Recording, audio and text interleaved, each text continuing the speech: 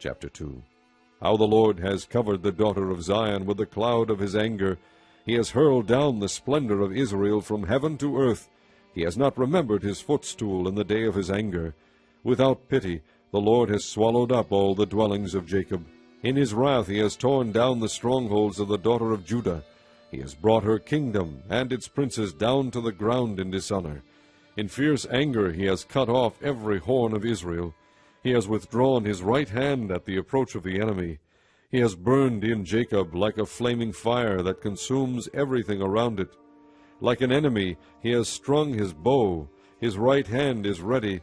Like a foe he has slain all who were pleasing to the eye. He has poured out his wrath like fire on the tent of the daughter of Zion. The Lord is like an enemy. He has swallowed up Israel. He has swallowed up all her palaces and destroyed her strongholds. He has multiplied mourning and lamentation for the daughter of Judah. He has laid waste his dwelling like a garden. He has destroyed his place of meeting. The Lord has made Zion forget her appointed feasts and her Sabbaths. In his fierce anger he has spurned both king and priest. The Lord has rejected his altar and abandoned his sanctuary.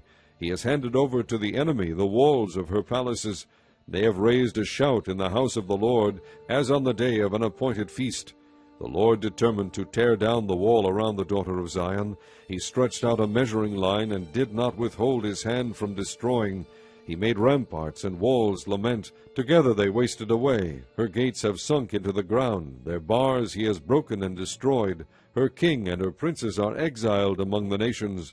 The law is no more, and her prophets no longer find visions from the Lord.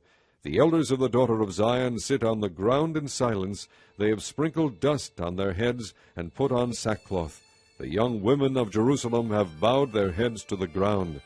My eyes fail from weeping. I am in torment within. My heart is poured out on the ground, because my people are destroyed, because children and infants faint in the streets of the city.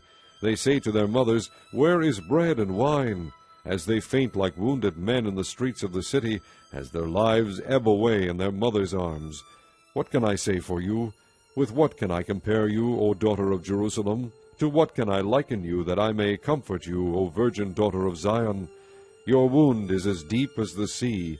Who can heal you? The visions of your prophets were false and worthless. They did not expose your sin to ward off your captivity. The oracles they gave you were false and misleading. All who pass your way clap their hands at you. They scoff and shake their heads at the daughter of Jerusalem.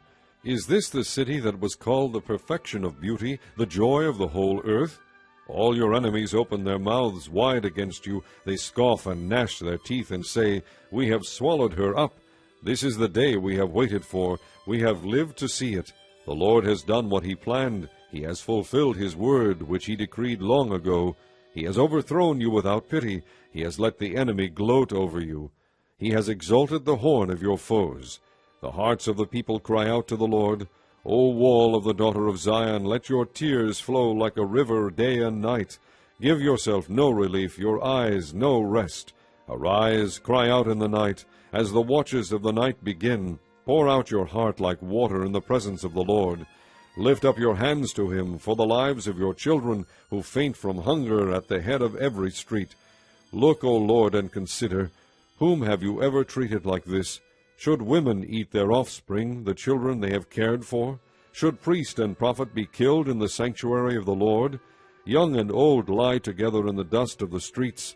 My young men and maidens have fallen by the sword. You have slain them in the day of your anger. You have slaughtered them without pity. As you summon to a feast day, so you summon against me terrors on every side. In the day of the Lord's anger no one escaped or survived. Those I cared for and reared, my enemy has destroyed.